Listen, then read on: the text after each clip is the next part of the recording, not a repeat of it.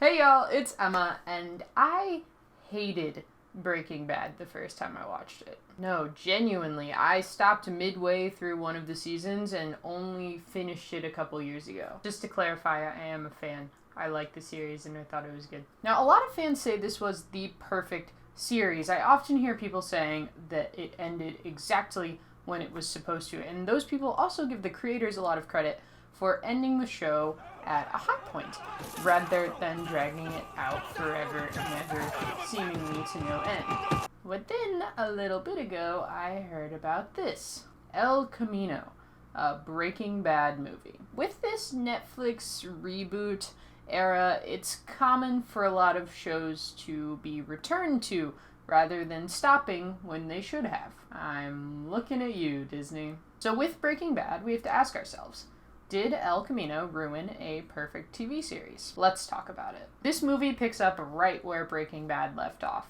and if you're anything like me, you'll greatly appreciate the Netflix recap, which makes you realize you forgot way more than you remembered. So El Camino answers the big question that fans have been asking since the show ended. What happened to Jesse? Now we finally have answers to what happens to Jesse when he drives away, and also what happened while he was held captive. And let me tell you, that man has been through quite a lot. Without Vince Gilligan, this movie would have upset a lot of people. Being the creative mind behind Breaking Bad, we at least knew the film was going to be in good hands. Also, I hope the people who cast Breaking Bad get all the credit that they deserve, because without the incredible talent on screen, this show could have so easily flopped. El Camino has everything a fan could want. The writing is as witty and clever as before, and a lot of familiar faces return. Plus, the movie does well to mix silence and action, creating that classic tension we expect from Breaking Bad. Cutting between Jesse during and after the escape is smart. We get to see a broken soul putting his pieces back together. He goes from giving up on life to realizing he is worth fighting for. It's like seeing a dying fire reignite suddenly.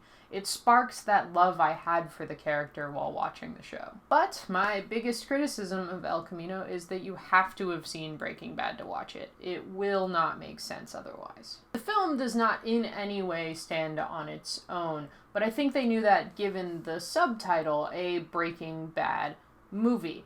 But I'd hesitate to say the film is more than a long episode of Breaking Bad. That's not a bad thing by any stretch. This is a series staggering with awards. They know what they're doing with this story and these characters, and a lot of the episodes are like shorter feature films. I just think El Camino doesn't stand on its own separate from the series at all. I like to think of it more as an unreleased lost episode. Also, 6 years is a long time to wait before returning to a show. It's impressive how many actors were able to reprise their roles. Unfortunately, though, you can definitely tell it's been a long time since the show has ended. Some of the actors' weights have fluctuated, and aging has hit a couple of them harder than others. For me, that's not a complaint, it's just something I couldn't ignore. They all do a fantastic job, and watching the movie is almost like the show never ended. In summary, the movie should satisfy any Breaking Bad fan. It's witty and clever like the rest of the series, and it doesn't diminish the quality of the story for me. It just adds to it. But why return to Albuquerque? From the mouth of Aaron Paul himself, El Camino is such a love letter to Breaking Bad fans. To Jesse Pinkman. I believe it's a story Vince Gilligan just had to tell. Fans always ask Cranston and Paul, what happened to Jesse?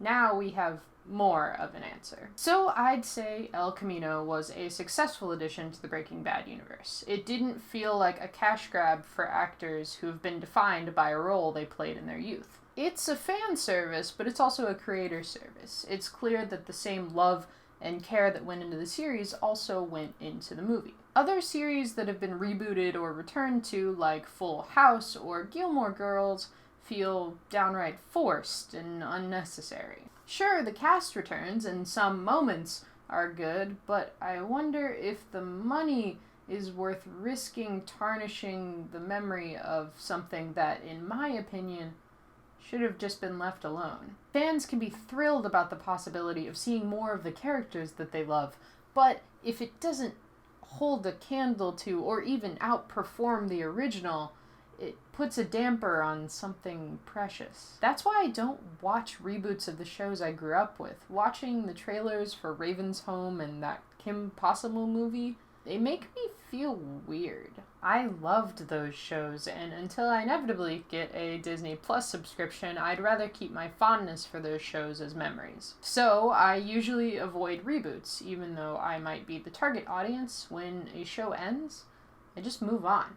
I rarely rewatch anything because I want to experience as much as possible. Thankfully, El Camino was a rare exception to this rule. It felt like a new chapter that only added on to a series that I loved.